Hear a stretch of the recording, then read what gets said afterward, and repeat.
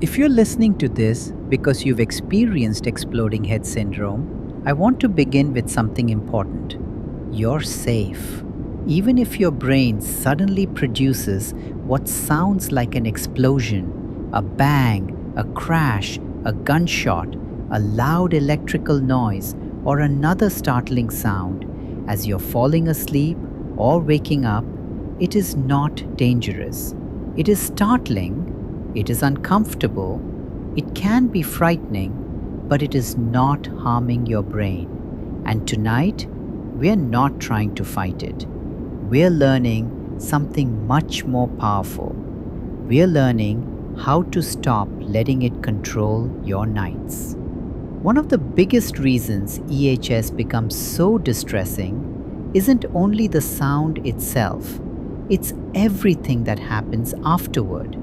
Your body jolts awake, your heart races, your mind immediately starts searching for answers. What was that? Is something wrong? What if it happens again?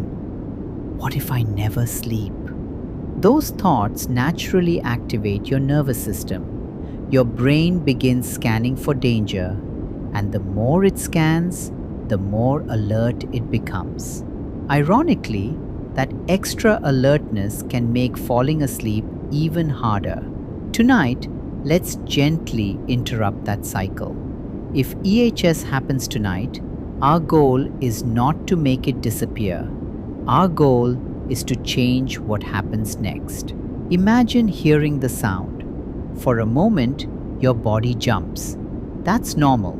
Anyone would be startled.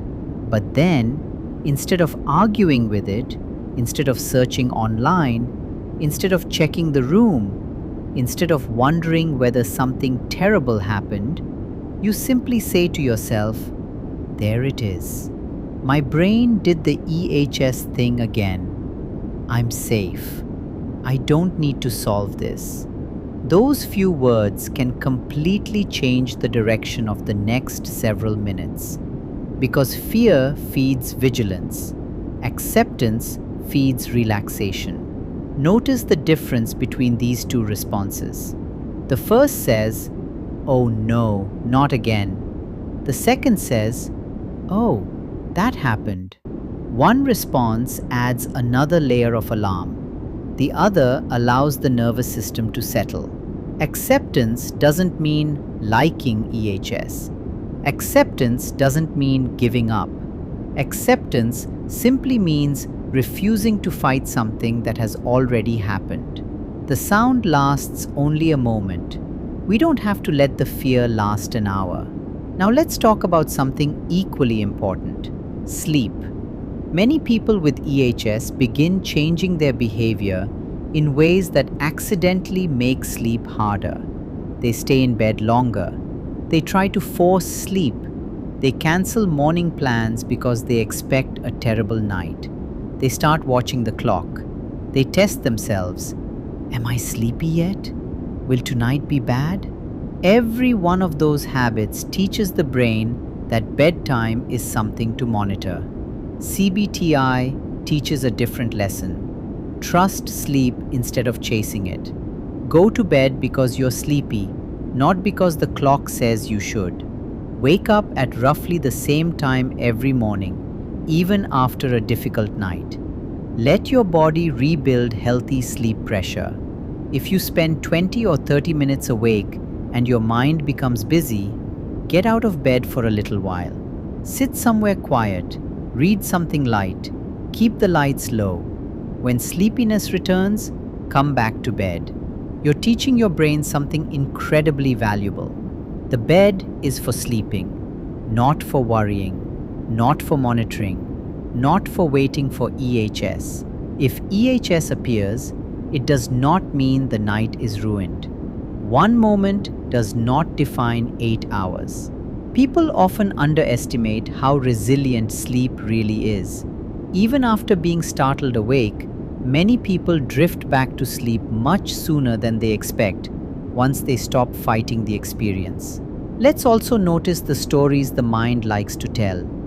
What if tonight is another terrible night? What if this keeps happening forever? What if I'm different from everyone else? These are understandable thoughts, but thoughts are predictions, not facts. Instead of debating them, try answering with something simple. Maybe, maybe it happens, maybe it doesn't. Either way, I'll handle it. Notice how much calmer that feels.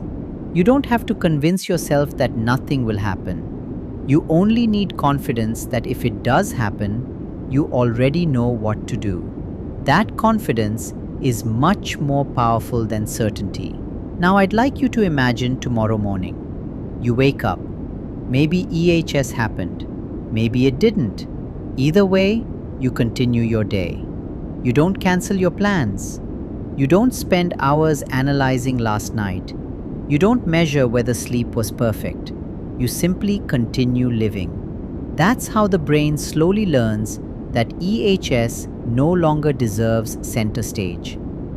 Every time you respond with calm instead of fear, you are rewiring the experience, not overnight, but gradually, quietly, consistently. Remember these 4 ideas tonight. Number 1, the sound is startling. It is not dangerous. Number 2, my job isn't to prevent EHS. My job is to respond calmly. Number 3, healthy sleep comes from consistent CBT-I habits. A regular wake time, only going to bed when sleepy, keeping the bed for sleep and stepping out of bed if prolonged wakefulness turns into frustration. Number 4, I can have EHS and still have a meaningful life. I don't have to wait for perfect sleep before living well. As we finish, I'd like you to carry one final sentence with you.